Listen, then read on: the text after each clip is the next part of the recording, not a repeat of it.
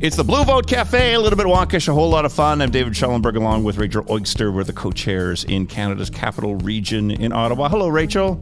Hello, David. Are you ready for another weekend of protests? Oh, you're right. Motorcycle convoy. I had put it out of my head. Right. I wish it wasn't happening. So, yes. No, I'm not ready for another weekend of protests. Are you? Well, what I love about this particular weekend of protests is the weather is much better compared to the last weekend, and Poutine Fest is on. So all these bikers are coming to Ottawa just in time for some poutine that they're serving with craft beer. So it should really be an interesting weekend.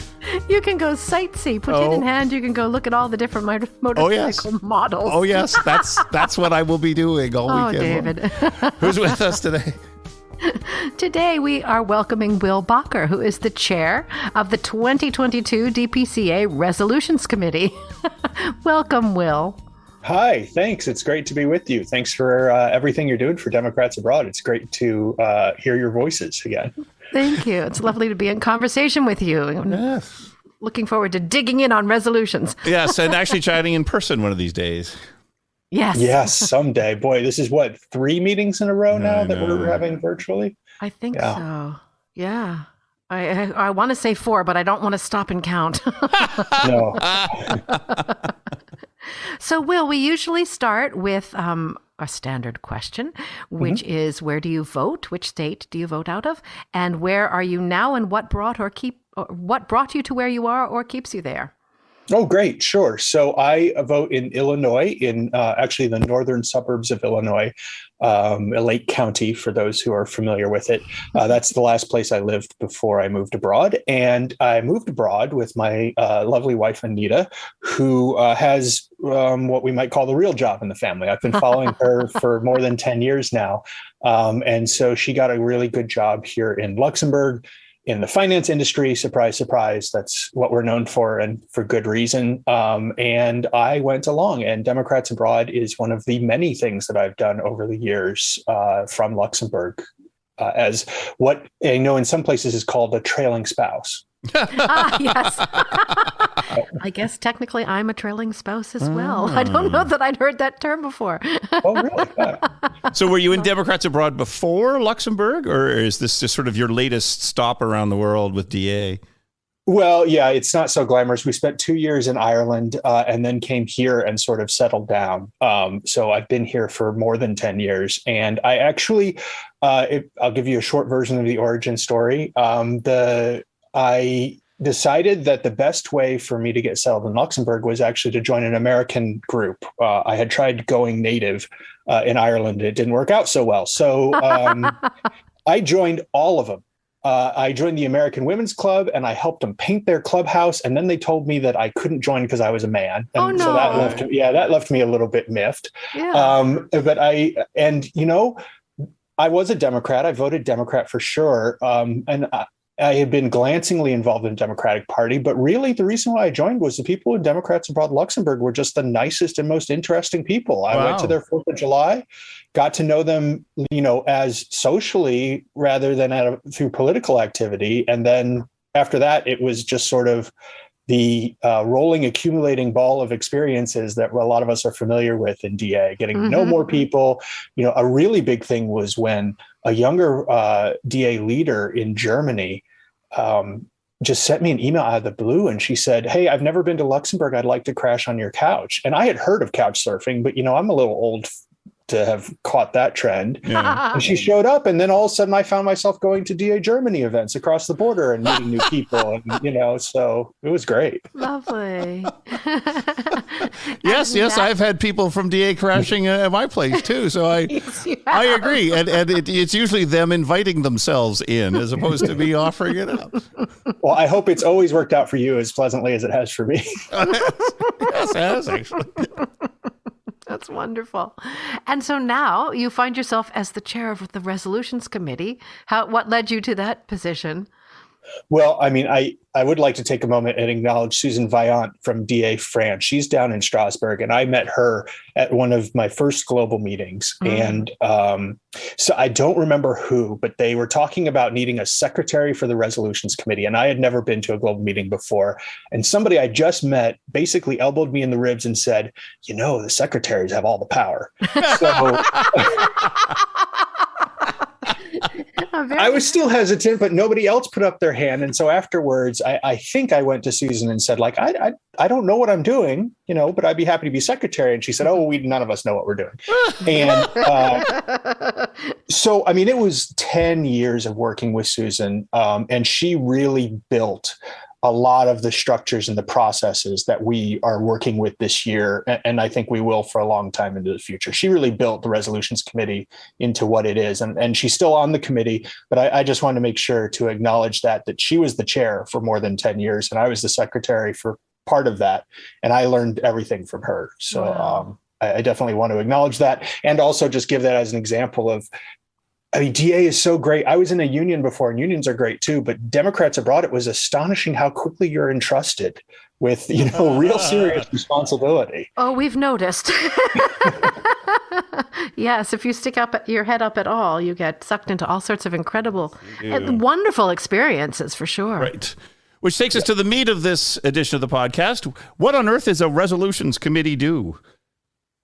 Well, we basically prepare some of the business matter for our general meetings. So our group that governs Democrats abroad meets sometimes twice a year, but more often once a year, in order to basically do the business of the organization. Lots of organizations, lots of state parties within the Democratic Party have their annual meeting when they decide the big picture stuff, right? And then they've got things like our executive committee that actually implement the day-to-day. Right. But we provide some direction at our annual meeting. And, some of that takes the form of these things called charter amendments, which are sort of constitutional issues, for lack of a better term, right? These is real serious stuff, needs to be passed by 2/3, really hard to undo.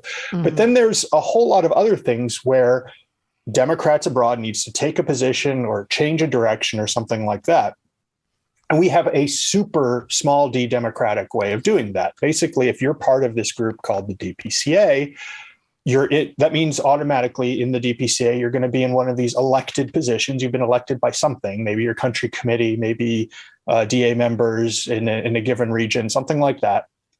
But you're going to basically help create the agenda by making proposals 30 days before we have the meeting. And, in order for that to be productive, we basically need a group of people who have some experience, who will help people put things in the right form so that everybody can quickly understand what's going on, and also sort of shape expectations, right? Like, what is an appropriate resolution? What's likely to actually get handled during the meeting? Right. What are the resources I should be using? So we've got this great platform that we adopted in 2020 that covers all kinds of policy. So if somebody says, oh, we need a resolution on Puerto Rico statehood. Well, in fact, we've already had a resolution on Puerto Rico statehood. We've already had a part of our platform on Puerto Rico statehood. So our job as the resolutions committee is to say, great, we're so glad you're interested. Let us show you what positions we've already taken. Let us help you understand if you want to change it, how we could change it. Mm-hmm. And then once the deadline passes, which it did just last week, late last week. Then we take all of the resolutions that have been submitted. We have 11 this year, and then we turn them into something that is going to be discussed and decided by this group of elected representatives, which then becomes what Democrats abroad is doing or what Democrats abroad is saying about something. And part of that is that we need... Over time, we've divided this process into two phases. It used to be a much smaller group would get together almost entirely in person. And this is a long time ago. Yes. And, there would be discussions over cocktails or a dinner before the meeting, and everybody kind of knew each other. And then there would be a discussion during the meeting, but nobody got too worked up about it because there's only 5 or 6 resolutions and only maybe 20 or 40 people talking about it. Yeah. But we're big now, right? And we've got people really all over grown. the world. Yeah, exactly. And so over time, we've split a lot of the discussion away from the decision making and made it more of and that's done two things. It's made the decision making more efficient. When we go into the meeting, most people have had their say. We know what the positions are. There is room for debate, of course, but we keep it time limited. We keep it efficient because people are calling in from every time zone. Somebody in these meetings, somebody is always up in the middle of the night or 3 hours before they have to go to work, right? Yep. And so we keep it tight, basically. And in order to keep it tight, but remain democratic, we need an opportunity for people to have their say. And not only that, but for the resolutions to get better because people had their say. We don't want to get rid of that democratic aspect. Mm-hmm. So we hold hearings, and those are going to be on May 5th. Sometimes they're on 2 different days. For this time, it's going to be at 2 different times on the same day. But on May 5th, we invite everybody who's an elected official, who's going to wind up voting, but also Democrats abroad members who are interested to show up and talk about this stuff. Hopefully making the resolutions a little bit better, but also that's when the bulk of the discussion happens so that we can make efficient decisions when we all get together on that weekend. Right. Yes, you seem to describe the way you'd like it to happen, but I think a lot of us and know that the process often never quite goes that smooth. So do you find that a lot of times the ideas that come forward, there's a lot of duplicates? Like, is it sometimes the job of the committee to do the work of finding similar ideas and merging them together before we even get our hands on them? It's different every year. And I am not going to even, I'm going to resist every temptation to philosophize on why it changes from year to year. Okay. I resist, give in.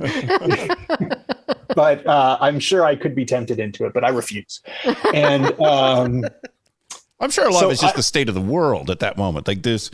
It is. Yeah. Oh my gosh. The resolutions change so much if, for example, depending on whether the president is Republican or Democrat. Right. Yeah, absolutely. Oh, huge difference. I mean, when there's a Republican in office, we get tons and tons of policy resolutions and lots of condemnations and lots of, shall organize protest kind of stuff. Right. And then when the president is in office, we tend to get things when it comes to policy that are more nudges. Right. Saying like, OK, we're clearly going in the right direction, but we want a high priority on this. Right. And we also tend to have more resolutions on things that affect only Americans abroad. Right. Because when we have 1 or 2 or, 3 parts of the federal government, then we know that things don't fall on deaf ears. Mm. And so then we get resolutions talking about, well, Democrats abroad really ought to be pushing for this rather than that. It makes it, if Mitch McConnell's in charge of the Senate, there's not going to be as much energy behind writing resolutions to tell the Senate what to do. Right. And I think that's even changed over the years. There used to be a lot more emphasis on bipartisan stuff, in the hopes that Americans abroad would benefit from bipartisan initiatives. And now we see a much more of a emphasis on, lobbying Democrats to do things. Yeah. Well, because I think if anything we've noticed over the years is Democrats abroad itself is progressive is one word to use. To the left could be another word to use of the actual Democratic Party itself. We tend to push a little more. Mm-hmm. Oh, yeah. I think that a lot of us, and I say us in part because not as the chair of the resolutions committee, but just as an active Democrat, a lot of us see DA as leading the rest of the Democratic Party. And we're proud of some of our resolutions that have been out ahead, right, of where the Democratic Party was. And then the debate takes the form of sort of, is it a good idea for Democrats to be out ahead, to be, pushing for something that isn't yet popular across the entire party. So, marijuana legalization is a big one. For example. I was just going to ask if you had some specific examples in mind. Yeah. Sure. Yeah. The 2 that I remember generating a lot of interest and discussion. And you'll forgive me, but I know the legalization of marijuana one passed, but I don't know in which year, but it was well ahead. I don't know if any other state parties had passed one like that. And then we also had one about the use of nuclear power, where the question that was debated was, okay, we're all kind of on the same page about this, but the question is, should we, as the state party, be pushing our own Democrats for this. Or, you hear the electability arguments that we hear from pundits. Those wind up showing up in Democrats abroad as well. Right. And so, yeah, sometimes the debate goes that way. Now, yeah, and it varies from year to year. I do need to mention, though, that the policy stuff is often the most fun to discuss, and it's certainly of the widest interest. But there are essentially three different kinds of resolutions that we handle. Mm-hmm. One is policy, of course, and that can be things that affect Americans directly. So it can be things like FATCA. Everybody knows that about our position on FATCA, but it needs to change over time to match circumstances. Mm-hmm. Another one is policy that doesn't necessarily, isn't thought of as an Americans abroad issue, but of course affect us. And that can be everything from immigration law to climate to Black Lives Matter. We've had resolutions about that. And we had one last year about reparations, right, which isn't a uniquely Americans abroad issue. But then we also have resolutions that are about sort of how Democrats abroad functions. So like I said, we get together once or twice a year as this sort of bigger group, and sometimes we give instructions to the executive committee, to the rest of the organization, to say, okay, you should be doing these things. Mm-hmm. That's how we got a travel fund, for example, to help less, I guess, people who have fewer material resources to get to Democrats abroad meetings. Remember when we used to go to someplace? Meet in person. Well, the travel fund was established by a resolution. It more or less said, we understand that the executive committee isn't going to take donor funds and spend it on ourselves, right? That was always the problem. We can't take money that people say is going to GOTV and then spend it on ourselves. Right. So no executive committee felt comfortable setting up a travel fund, even though we knew it was hurting the diversity of the people who came to our meetings. Right. And so finally we had a resolution that said, you know what, XCOM, we're taking it out of your hands. This isn't a political decision in that way. We need this. And so we're going to vote for this as the bigger body, as this DPCA. And it's been great. It's enabled a lot of people to come to meetings that wouldn't have otherwise been able to come. Wow. Yeah. Since you said DPCA, we should probably just take a moment to explain what those initials stand for. Sure. So it's the Democratic Party Committee Abroad. And essentially it is the people who've been elected as leaders of the Democratic Party at various levels outside the United States and its territories. We have a charter which defines us, and it's the group that's recognized by the DNC, the Democratic National Committee, as being like the state party for everybody who lives outside the U.S. and its territories. Right. And we say Democrats abroad just as a oddly shorthand way of referring to the DPCA, but it's the informal name for the formal body that is part of the DNC. Yeah, it gets so complicated too, because we also say DA members, right? Because we're a membership organization, which means that there are people who are DA members who signed up on our website, which I encourage everyone to do if you live abroad. Yep. And you haven't done that yet because you get all kinds of great news and opportunities. But a DPCA member is elected from within DA members to then represent the massive body, right, of hundreds of thousands of people who are DA members. Mm-hmm. Right. So that actually raises a question about the resolutions. Can any DA member bring forward a resolution, or does it have to be a DPCA representative? So technically, no.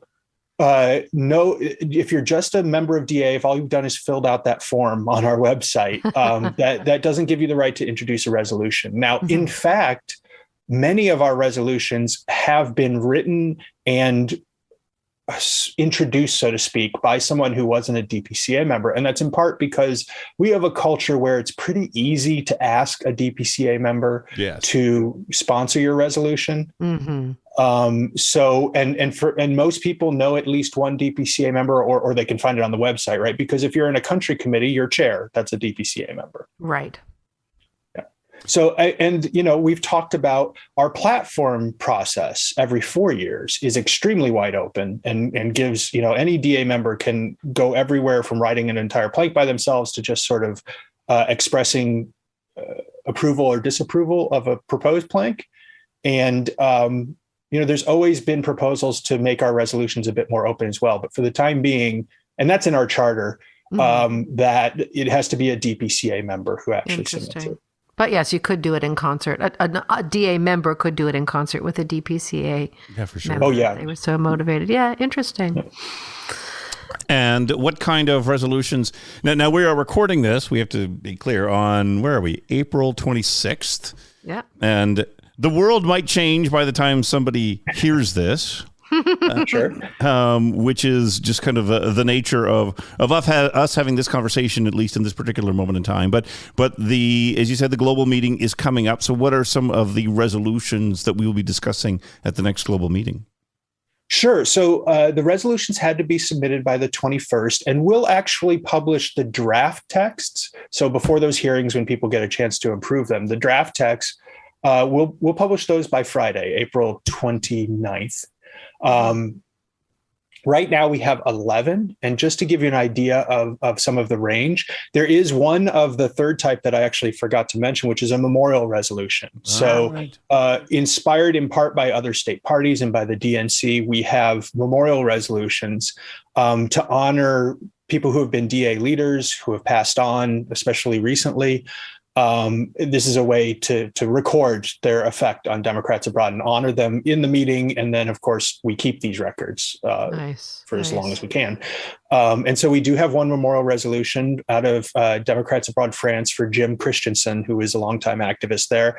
And that it used to be that it had all those whereases and resolves, and it looked like a resolution, but we got so much feedback from people saying, like, this is really awkward and it doesn't reflect the spirit of the person, who we're trying. And so we've made it more free form over time, and now it's more or less a testimonial. So we have one of those. And then, I would characterize a lot of the resolutions as kind of a mix between that sort of structural stuff, telling Democrats abroad how to do things in the future, and taking a policy position. But one that is a pure policy position is about FATCA. So our tax task force has been working for a long time and never stops working, whether it's putting out a survey, right, or keeping track of what's going on. And there was a report recently. I'm going to talk about this very sketchily because I'm not well informed about it. I just had an interesting discussion with Rebecca, the chair of our task force. And she said there was a report that just was astonishing about the actual enforcement under FATCA. And so we have a resolution to more or less update our Democrats Abroad's position, because we've had it in our platform. We've had it in our platform for years and years and years, but things change so fast that we need resolutions.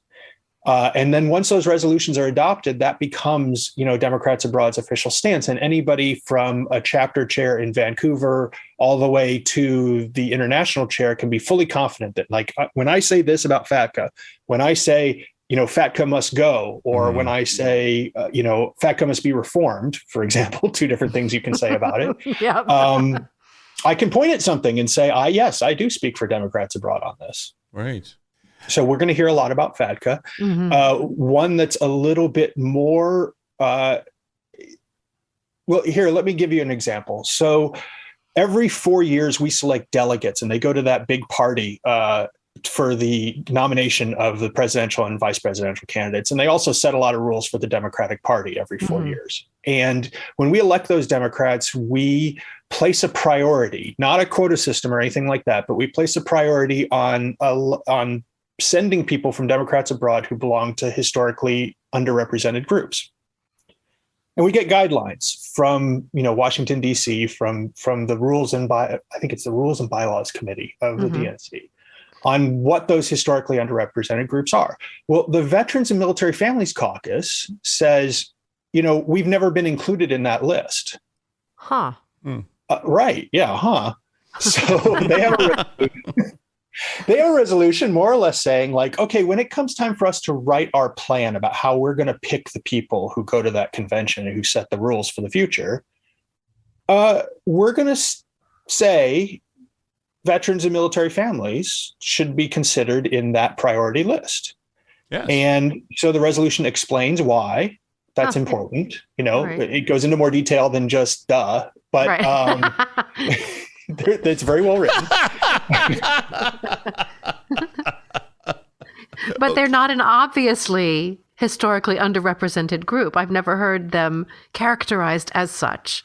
So, exactly. So this is going to be interesting, isn't it? Yeah, I'm hoping for a lot of thoughtful people to show up and talk about like, okay, now what have we meant by this all this time? And so if it's adopted, then the next time that, a group of experts gets together to write our plan for how we're going to do things in 2024, they're going to have this resolution, if it's adopted, as more or less a part of their set of instructions, right? They're going to get the instructions from the DNC. We've got to follow all their rules, but there's a lot of different ways you can go within those rules. And this is going to say, well, the position of Democrats abroad is that you need to find a way to also give priority to this group. Interesting. Oh, I look forward to the discussion on that one. Yeah. Well, and the discussion is what I was thinking about, too, because you talk about these different types of resolutions, and we have seen from past global meetings, some resolutions pass in minutes because it makes perfect sense. Other ones get into a long, complicated discussion. Could you explain a little bit about the process at the global meeting when we do get into a big discussion? How does that work? Are you thinking of the discussions where we spend 15 minutes talking about whether to extend the debate by 10 minutes? Well, there's that business. Yes, true. I haven't even gotten to that part of it. Well, I mean, First, I have to plead some culpability. I've been the parliamentarian for some of those meetings and I've actually chaired one of those meetings that went off the rails. You could see it. You could see it as a valid and exuberant expression of democratic will instead. But so basically, once we start the meeting, the chair of the meeting, of course, has a lot of different power, but we essentially go according to the Roberts rules, which is this classic set of rules on how you make decisions as a group. And one of the things that Roberts rules let you do is change your own agenda. And so we will start the meeting with an agenda that says we have X number of hours divided up into maybe two groups, a morning and an afternoon for some time zone or something like that. Yes. Or maybe across two different days. Yeah, something like that. But the thing is, I mean, the chair's in charge to a large extent, but if 2/3 of the group wants to change the rules, they can do it. Mm-hmm. And in my experience, the DPCA members, that subset of people and Democrats abroad, are a lot of them want to continue discussion. A lot of them are loath to cut off discussion. Mm-hmm. And so we intend to have as much discussion as possible in the public hearings, and those will be recorded. So they'll be accessible to all, whether they can attend or not.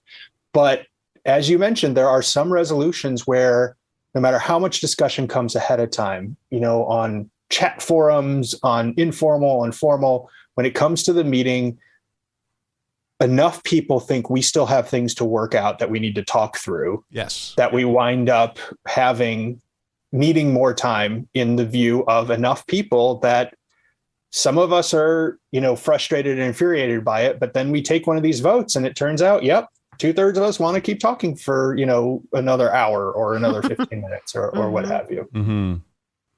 So having sat on this committee for 10 years, have you developed a sense for which resolutions might create that kind of need for discussion in advance? Yes, but I'm always surprised by at least one. One thing I do note that when we tend to put forward a package of easily passed resolutions, as David talked about, that typically people are fine with. It's when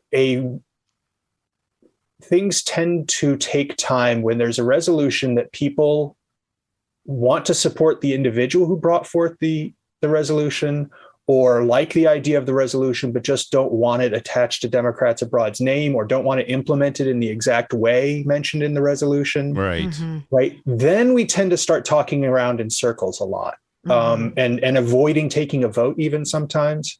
And that's something where I don't feel like I've cracked. I think other people have done a better job, honestly, but I don't think I've cracked how to do that ahead of the meeting somehow. These are the amendments, and then the amendments to the amendments. Exactly. And right. and this gets and sometimes the amendments are good ideas. Sometimes they're just kind of okay, sure, ideas. But then it does get very confusing, I think, to a lot of people who are not familiar with Robert's rules to understand the discussion on the amendment, now the discussion on the amendment to the amendment, and now the question's been called, and oh my goodness, what's that mean?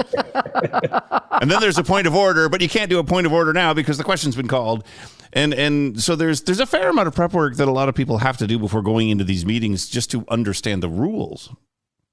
Yeah, I think I have broken my head trying to think of ways that we could simplify those rules so that we didn't wind up alienating some people or them feeling like they've lost control because somebody knew what postpone indefinitely means, but they don't. Right. There's Robert's rules is kind of notorious for having a lot of things that sound like spells or something, right? That make things happen.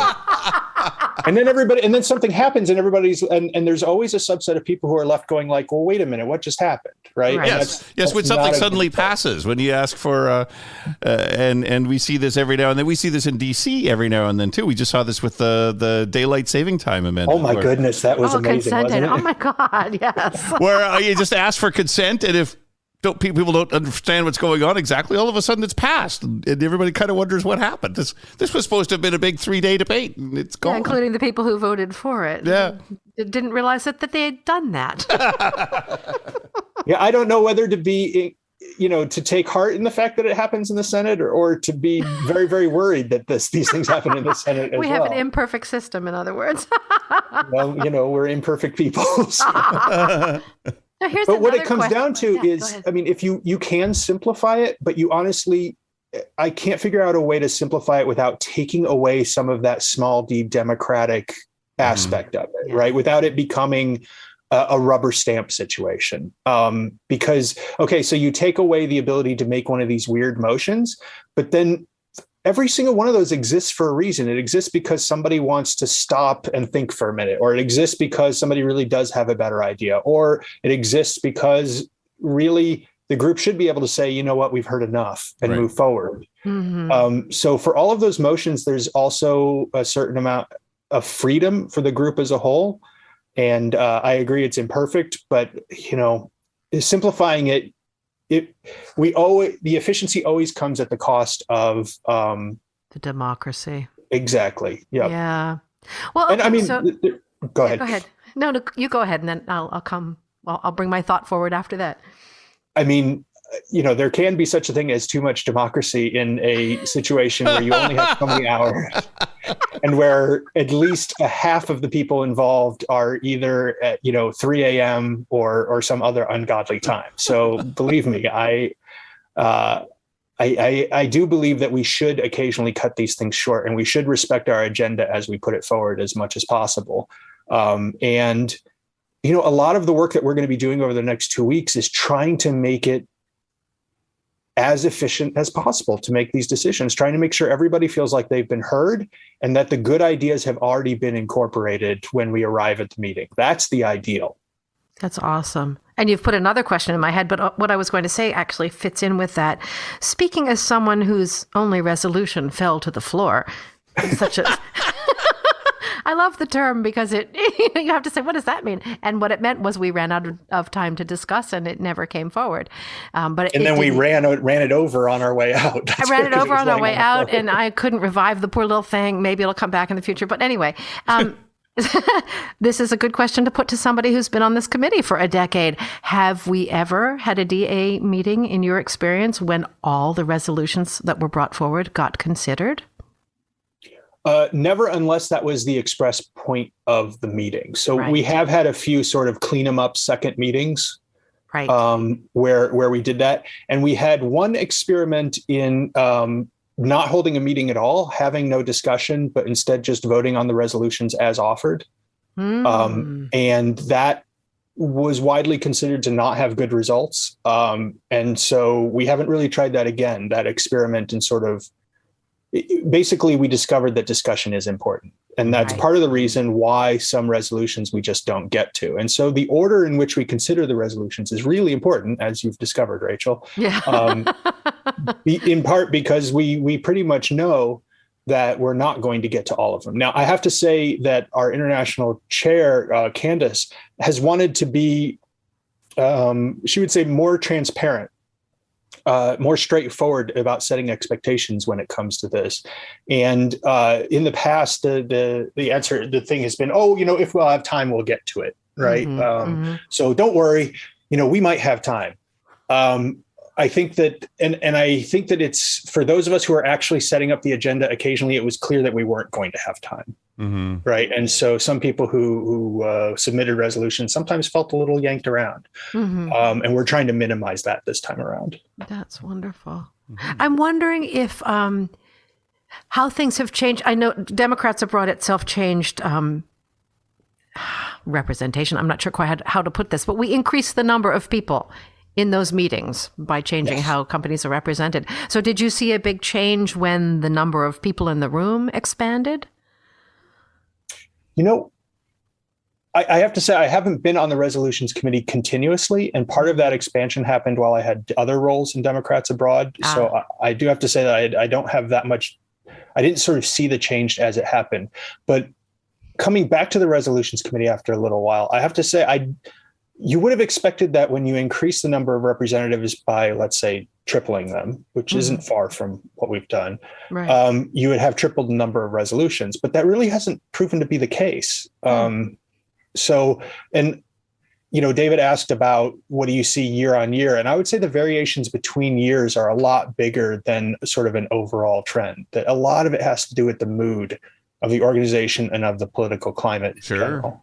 Interesting. Because the other question in my head was, is it a silly reaction to think that 11 sounds like a relatively small number of motions this year? Oh, yeah, and I was thinking that same thing, but I guess it all depends on the resolutions because some of them are very complicated and do need time. But I think we had something like 18 last year. Maybe I'm not remembering, but 11 just sounded modest somehow. Yeah, I mean, we've had years when there's only been 2 or 3. Often those are years when people's attention is on other things, whether they're internal elections or external elections or things like that. Yeah, I would characterize 11 as a moderate number of resolutions. I've certainly seen a lot more and also a bit less, but yeah, I think your reaction is pretty good. It's pretty accurate. Right. But I guess my question about the number of people in the room really was more to do with the discussion. Has that made discussion more protracted or... Well, yeah, that's the tricky part is we've definitely sort of at the same time that we were growing the number of representatives who get to vote. And actually, I should say the number of people in the room for these discussions. So especially with our move to so much remote access, we had a lot more people who weren't DPCA representatives, but were volunteering or were really active in their local environment who, were engaged in the process, where previously it was sort of, if you weren't going to this meeting, in this place in Washington, D.C. or in Florence or in Turkey or wherever, right? Costa Rica. Then you really didn't know what was going on and you were going to miss all the good stuff, right? And in part because there were so many amendments and changes that would happen when people got to that location, right? So when I was first in Democrats Abroad, I went to a meeting in Washington, D.C. And, there was a small group of us who met at the hotel bar and just took a red pen to the resolutions package. And they were completely different by the time we were done. Wow. And then we went to go, try to find the authors and see if they agreed with us. And, it was all in a very small group to work with. And there was very little remote participation. It wasn't easy to participate. In some cases, it wasn't even possible. We didn't have our star hand up stuff and all that. So as we were sort of expanding, not just in size, but also in that remote participation, and the resolutions committee, again, under Susan Vaillant, really seized on that opportunity to move stuff into that remote realm before the meeting, outside of the meeting, and so I feel like it all evolved together. And so that by the time we had 3 times as many people in the room, we were doing less than a third of the work that we used to do in the room. Right. So with Democrats Abroad passing resolutions that may be to the left of the party and maybe leading, voting to legalize marijuana before any other state party did, is there anyone paying attention? Does this have any effect? Well, we do hear from groups who are pushing in the same direction, and from some of our colleagues in other state parties in the DNC that they care. So I like to think so. Good. I haven't been as involved in that part of the party. As you can imagine, resolutions committee chair positions like that are very inward looking, dealing with other DA members. Yes. I hear that it is. We do have our resolutions selectively get brought up to the DNC level. And so not more than 2 months ago, there was a DNC meeting where our DNC members brought our position on reparations to the DNC. And that was then adopted as a resolution on that level. And people noticed it. And it was adopted unanimously. Oh, wow. And people noticed that it was from Democrats abroad. I mean, when you think about it, that's kind of notable. Like, it's huge. Yeah. This is coming from Democrats abroad. How interesting. And so I like to think we use that power at that level, but I don't have that much to do with how it's exerted. And the other thing is, one of the things that the Resolutions Committee has really pushed, again, mostly through Susan, but I'm proud to continue it, is when somebody comes to us and gives us a resolution that just says, like, Democrats abroad applauds this position, or Democrats abroad endorses that position, or, that kind of language, we always push them to say, okay, now what's going to happen? Right. Who is going to do what as a result of passing this resolution? Because if nobody's going to do anything, then, maybe you shouldn't write a resolution. Yes. Maybe you should write an editorial or something like that. Right. So it has to be Democrats abroad supports reparation and urges or instructs our representatives to bring this up at the DNC meeting, something that's specific to carry. Exactly. Or even like as a result of, our updated position on whatever it might be, we will educate our members through at least 3 different social media campaigns. Yes. We really push them to be specific. And maybe that's part of what generates some of these lengthy discussions, but I think everybody on the Resolutions Committee feels very strongly that these should have an effect in the world. Otherwise, we're wasting our time. The other things I always like resolutions to have is a sunset clause, because sometimes there are things in here which are beautiful for, as you say, that moment in time. And 10 years down the road, 20 years from now down the road, whatever it is, if it's still important, we can bring it back. But there does, in my opinion, get to be some things that sit on the books for a long, long time, way past the reason that the initiative came along to get them there in the first place. Well, I think you'll like then so right now we have sort of an informal catalog of resolutions that's more or less just, here's the report that was issued on what was adopted, and then you can go dig through it. And one of the resolutions that we have says, okay, we really need to identify which of these are standing resolutions, right? Not just a one-time statement, but something that continues to affect Democrats abroad. And they should be numbered, and they should be easily accessible, and you shouldn't have to go digging for them. And I think that's along the lines of what you're talking about, is like, okay, which one of these we're going to do something and then it's done? And then which ones are things that matter into the future? Right. Well, I just remember one of the last time around, I think it was that, we support everybody getting a COVID-19 shot. And in 20 years from now, I don't want that to still be on the books, because it just takes up space.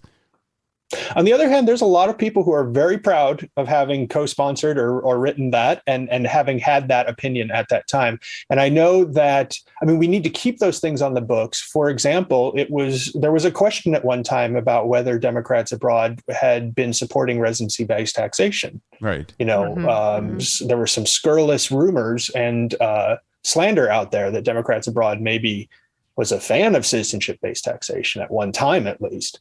And it was handy to have the resolutions to go back and say, we have been a supporter of residence-based taxation. We may not have said it was the only solution, but it's there all the way back into the early part of the century. So, right. It may have been in the moment at the time, but look, here's this person, that person later on went to be our, international counsel or whatever. And they said yes. And we voted yes. Right. Will Bakker, chair of the Resolutions Committee. Before we wrap up this edition of the Blue Vote Cafe podcast, is there anything that's still on your mind? Anything we didn't bring up? Any place we didn't go that you want to make sure you say and have it recorded on the internet for all time? Well, there's plenty of things I would love to say that would be recorded on the internet for all time. But relevant to this, I would like to mention that the final text of these resolutions is going to be available on May 14th. So all the stuff we've been talking about, we're going to get some final text to go into the meeting a week before the meeting. And we're actually opening up the co-sponsor process so that any member of Democrats Abroad can actually co-sponsor one of these resolutions. So if you aren't one of these esteemed DPCA members that will be debating and deciding, we nevertheless want to hear from you. And check your email. That's one of your benefits as a DA member, or I'm sure it'll be on our website. But you'll be able to look at the content of these resolutions and then attach your name to one that you think is important. So you can be recorded as this person in Singapore, this person in Vienna or in Nairobi supported this idea at this time, and we will duly record it. Beautiful. That's wonderful. Remembering our grassroots. Yes, exactly. Absolutely. Awesome. We can, we lose our way if we get too far away from them. Absolutely. Well, Will, thank you so much for joining us today. We really appreciate it. Thank you so much for the opportunity, and of course for all the work you're doing for Democrats Abroad. This is a great program. I really appreciate it. Thank you. And thank you for all the work you do. My goodness. Yeah, you've got a harder job than we do, I think. Oh, I don't know about it. Most I don't get evaluated, and I Oh, yes, you do. nobody's saying 4 stars or 2 stars. Not listen again to me. We're just not telling you. That's the way I prefer it. All right. All right. I'm Rachel Oikster with David Schellenberg in Ottawa, Canada. Thank you for listening to Democrats Abroad, the Blue Vote Cafe.